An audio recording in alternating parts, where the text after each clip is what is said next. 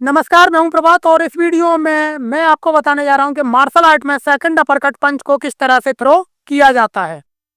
दोस्तों, यदि आप वाकई में मार्शल आर्ट को सीखना चाहते हैं और आपके पास में कोई ट्रेनर नहीं है तो आप मार्शल आर्ट को मुझसे ऑनलाइन सीख सकते हैं।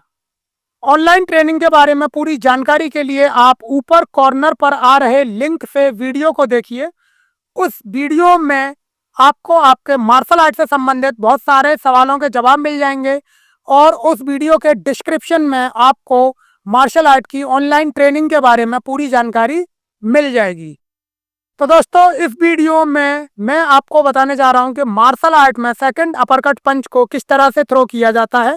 तो आपको वीडियो को अंत तक ध्यानपूर्वक देखना है और समझना है। तो चलिए शुरू करते हैं। ओके दोस्तों, तो सेकंड अपरकट पंच को उस हाथ से थ्रो किया जाता है जो हाथ फाइट पोजीशन में पीछे की ओर होता है। तो इस पंच को किस तरीके से थ्रो करना है अब आप ध्यानपूर्वक देखिए। तो सबसे पहले आपको अपनी प्रॉपर फाइट पोजीशन को बना लेना है। फाइट पोजीशन को बनाने के बाद में आपको अपने पीछे वाले हाथ से सेकंड अपरकट पंच को थ्रो करना होता है। यहाँ पर मेरा राइट हैंड पीछे की ओर है तो मैं अपने राइट हैंड से सेकंड अपरकट पंच को थ्रो करूंगा। तो इस पंच को किस तरीके से थ्रो किया जाता है आप ध्यान से देखिए। तो आपको अपने हाथ को इस तरह से आगे की ओर लाते हुए नीचे से ऊपर की ओर सीधे पंच को थ्रो करना होता है। उसके बाद में आपको पंच को वापस करके फिर से अपनी फाइट पोजीशन में आ जाना है। फिर से आपको अपने हाथ को इस तरीके से आगे की ओर लाते हुए नीचे से ऊपर की ओर सीधे पंच को थ्रो करना होता है और फिर पंच को थ्रो करने के बाद में हाथ को वापस करके फिर से अपनी फाइट पोजीशन में आ जाना है। फिर से आपको इस तरीके से अपने हाथ को आगे की ओर लाते हुए नीचे से ऊपर की ओर इस तरह से पंच को थ्रो करना है और फिर थ्रो करने के बाद में आपको अपने पंच को वापस करके फिर से अपनी फाइट पोजीशन में आ जाना है। सेम मैं आपको फाइट पोजीशन को बदल कर फिर से इस पंच को थ्रो करके दिखाता हूं। तो आपको अपनी प्रॉपर फाइट पोजीशन को बना लेना है और अपने पीछे वाले हाथ से सेकंड अपरकट पंच को थ्रो करना है। तो यहाँ पर मेरा लेफ्ट हैंड पीछे की ओर है तो मैं अपने लेफ्ट हैंड से सेकंड अपरकट पंच को थ्रो करूंगा।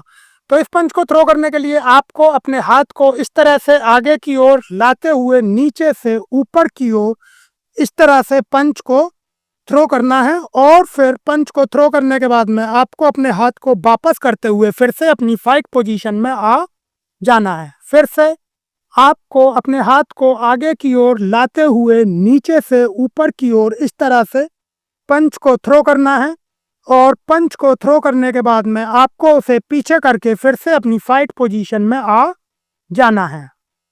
फिर से आपको अपने हाथ को इस तरह से आगे की ओर लाते हुए और फिर नीचे से ऊपर की ओर इस तरह से पंच को थ्रो करना है और फिर पंच को थ्रो करने के बाद में पंच को वापस करते हुए फिर से अपनी फाइट पोजीशन में आ जाना है।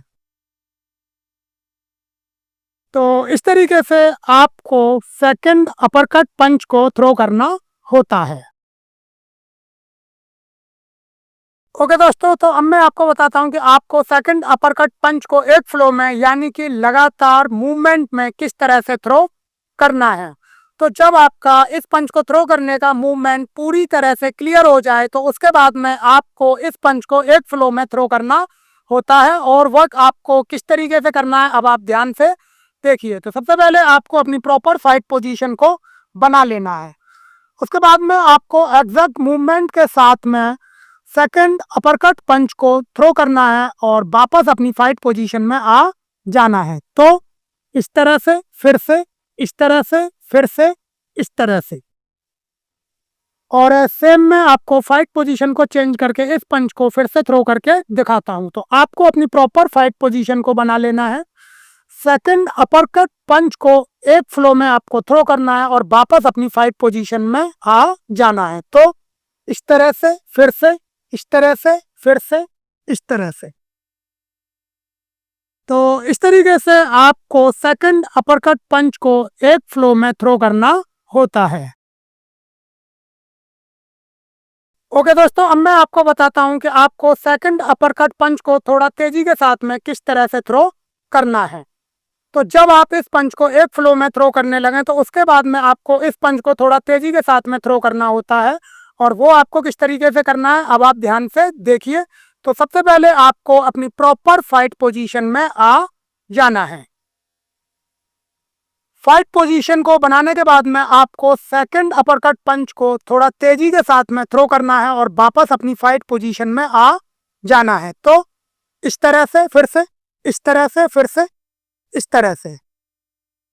और ऐसे में आपको फाइट पोजीशन को चेंज करके फिर से इस पंच को थ्रो करके दिखाता हूं। तो आपको अपनी प्रॉपर फाइट पोजीशन को बना लेना है।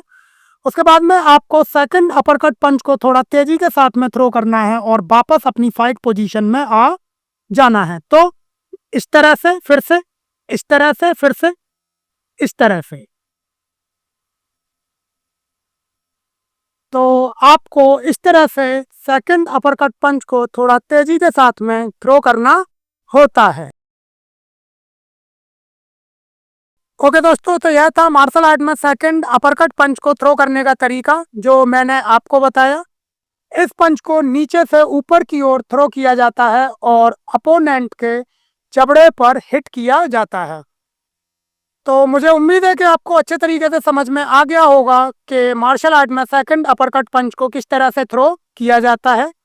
तो दोस्तों, अपनी मार्शल आर्ट की प्रैक्टिस को लगातार करते रहिए मेरे साथ में। मिलता हूं मैं आपसे अगले वीडियो में।